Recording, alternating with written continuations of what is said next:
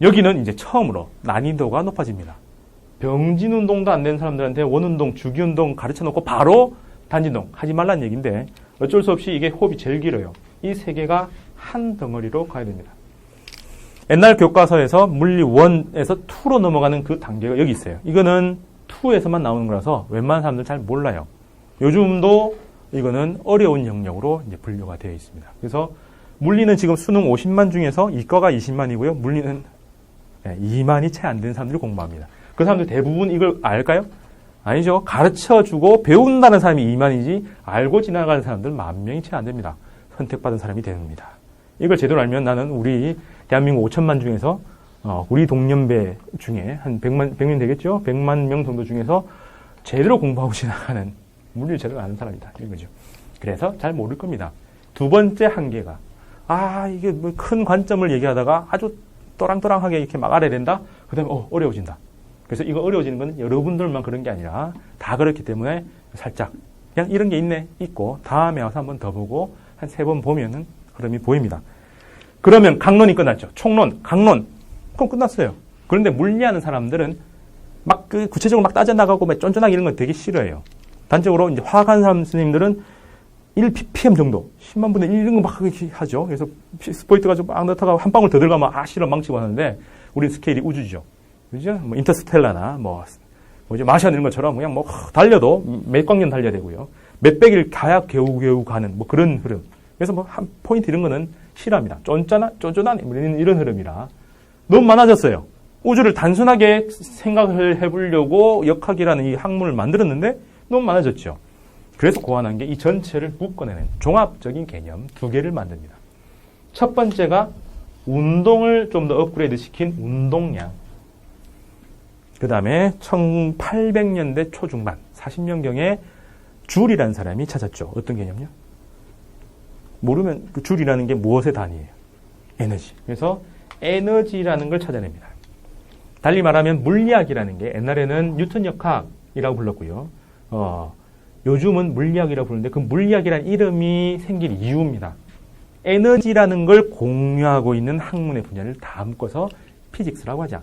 그 피직스를 우리나라에 들어올 때 처음에는 중국 전통으로 가서 유학의 전통으로 가서 경물 취직, 경물학 이랬다가 일본한테 나라를 뺏기고 모든 개념이 이제 일본화 되면서 물리학이라고 바뀝니다. 그래서 우리는 그런 건데 그 피직사라는 거의 코어가 에너지죠. 그래서 지금 고등학교 1학년생들이 보는 교과서를 보면 물리학 파트가 물리, 화학, 생물 다 들어가 있는데 공통과학에 지금 그냥 과학이죠. 그 안에 보면은 물리학이 에너지 구성으로 에너지로서 4개를 따다다닥 설명을 해놔요. 그래서 이 전체를 에너지로 재편합니다. 그래서 얘들은 종합이라 이거는 운동의 특별함. 그래서 운동의 디테일이나 혹은 충돌을 따지는 건데 이거는 앞에서 배운 모든 얘기를 다시 한 번 더 구성하게 합니다. 그래서 여기는 운동 쪽으로 가면 운동 에너지가 있고요. 힘으로 가면 그 힘, 즉 상호 관계에 저장하는 위치 에너지가 나오죠. 그럼 이 힘들 중에서는 4개의 위치 에너지가 있습니다. 중력에 대한 위치 에너지, 만류력에 대한 위치 에너지, 전기력에 대한 위치 에너지, 그리고 마지막 탄성력에 대한 위치 에너지. 4개의 위치 에너지가 나오고 이 전체의 합은 일정하게 보존된다. 에너지 보존 법칙.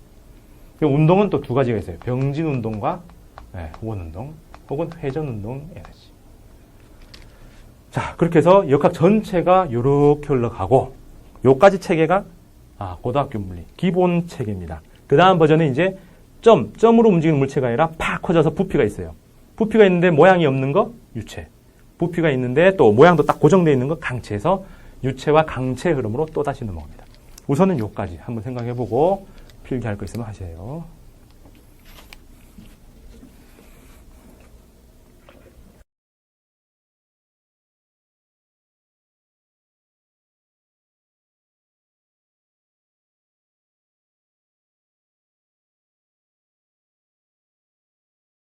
더 할게요. 자, 그러면 역학에서 기본 개념이 이렇게 되어 있는데 강체로 넘어가면 이게 조금 달라집니다. 여기서 지금까지 하는 걸 질점이라 불러요. 질량이 점에 모여 있다는 거죠. 그럼 이게 부피를 가지면 강체 유체인데 그게 모양이 딱 고정되어 있으면 강체, 물렁물렁하면 유체입니다. 이거는 화학에서 물체를 3가지 상태로 나누는 고체, 기체, 액체 하는 것처럼 물리는 부피가 없냐 있냐. 부피가 있어도 모양이 고정되냐 안 되냐로 나눕니다. 근데 이거는 완전히 달라요. 이거는 방금 한 거에 질점의 업그레이드고요. 이건 아예 다른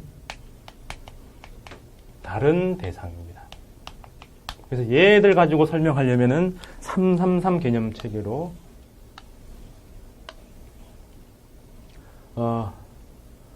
그죠? 움직인다. 힘, 그다음에 단면적. 그렇죠? 네. 그래서 요 둘이에서 움직이면서 그 단면적이 연결되어 있는 그 흐름으로서 첫 번째 연속의 법칙. 그 다음에 네. 모양이 조금 삐뚤어지긴 했는데 작용하는 힘하고 단면하고 관계에서 힘이 분산돼서 들어가는 그런 흐름으로 해서 파스칼의 원리. 그 다음에 세 번째 벨르니 법칙. 그래서 움직이느냐 안 움직이느냐에 따라서 달라지긴 하지만 파스칼하고 연속의 법칙 이런 것들이 이제 연결돼서 나오고요. 그다음 이 압력에 대한 얘기가 세 가지 버전으로 넘어가요. 압력의 기본 정의, 유체 속에서의 압력, 그 다음에 부력까지 차곡차곡 정의해서 압력 얘기를 펼쳐냅니다. 그래서 세 개의 개념과 세 개의 이론, 그 다음에 압력의 세 가지 버전 이렇게 나오면은 유체 얘기는 끝입니다. 더 넘어가면 어려워서 못 풀어요. 저도 못 풉니다. 근데 이제 강체는 업그레이드라는 얘기가 운동에서 원래는 병진 운동에서는 SVA, 회전 운동에서는 세타, 오메가, 알파 요걸 원운동, 주기운동, 단진동이라는 요 파트에서 변환해서 배우는데 운동만 변환했는데 나머지 영역도 똑같이 변환한다라는 걸 채우는 게 강체 파트입니다. 운동 파트에서는 이렇게 연결되고 그 다음에 힘의 FM에 해당하는 게 I와 타우, 질량, 관성 질량, 힘, 토크, 돌림 힘이라고 표현을 하고요. 운동량, 에너지는 위치 에너지는 운동하고 상관없으니까 운동 에너지이겠는데 이건 병진 운동 에너지, 얘들은 회전 운동 에너지. 그럼 운동량은 회전하는 운동량, 각 운동량 이렇게 번역이 됩니다. 그래서 모든 개념이 양쪽에 카피본으로 있다라는 거죠. 그럼 이걸 조금 다른 각도에 쓰면은 아까 기본 개념 틀에 해당하는 SVAT, FM, PE라고 했던 거하고 똑같이 컨트롤 C, 컨트롤 V 여러분들이 대학교에서 리포트 쓸 때 하는 그것처럼 카피, 페이스트 하면 되는 거죠. 그래서 세타, 오메가, 알파 T, 타우 I, 그 다음에 L, E 이렇게 들어갑니다. 그럼 이걸 좀 더 디테일하게 하기 위해서 하나 더 쓰죠. 왜 이를 얘기하냐면 이 개념 하나하나는 굉장히 어려워요. 근데 이걸 새롭게 하기에는 어렵지만 얘하고 똑같은 영역에 있는 게 똑같은 개념이라서 길이냐 각이냐 요것만 변화시켜주면 나머지는 다 관계가 똑같기 때문에 이 개념을 이렇게 이해하면 제일 좋다는 겁니다. 그러면 시그마 F는 시그마 MA로 나오는 이 관계는 시그마 타우가 I 알파로 간다와 똑같습니다. 그 다음에 운동량의 변화량은 힘 곱하기 시간이다 라고 하는 것처럼 각 운동량의 변화량은 타우에다가 시간이다. 똑같죠. 그럼 이 관계식에 해당하는 운동 에너지가 2분의 1 mv 제곱이다 라고 하는 관계가 회전 운동 에너지로 가면 2분의 1 I 오메가 제곱이다. 이렇게 해서 아래 위가 똑같은 형태로 구성이 된다라는 거죠. 그래서 강체를 그냥 보면 어려운데 기본 개념을 잘 배우고 질점 수준에서 얘기를 잘 정리하고 넘어가면 그 다음부터 쉬워진다. 그럼 이 관계식은 변환이 될 텐데 똑같지는 않고 변환이 될 텐데 여기다 R, 여기다가 R 제곱, 그 다음 여기는 R 크로스 이렇게 넣어줍니다. 그럼 여기도 R을 앞에다 넣어요. 벡터니까 방향이 있고 얘들은 그냥 변환이 가능하다. 이런 흐름이죠. 자, 그래서 강체는 이런 식으로 구성되어서 넘어간다라는 것 자체 안에도 얘기가 있고 연결도 돼 있다. 그럼 이렇게 보면 얘들도 어차피 기본 개념에서 왔고 유체는 또 별도의 개념이고 그러면 요게 여기까지는 제가 보기에는 제일 짧고 빠른 시간 내에 점수를 올릴 수 있는 독립적인 거니까요. 유체 나오면 딱 요 틀만 딱 띄우면 되니까 요거 먼저 하고 그 다음에 이거 좀 하고 나서 이걸 배우면 되는데 이쪽도 어렵기 때문에 문제 유형이 한 10대까지로 그냥 다 끝납니다. 그래서 어렵더라도 기본기를 좀 배웠다면 그냥 요 유형, 강체 유형의 문제들은 이렇게 푼다는 거 몇 개만 배우면 문제 쉽게 풀어요. 어렵게는 못 내기 때문에.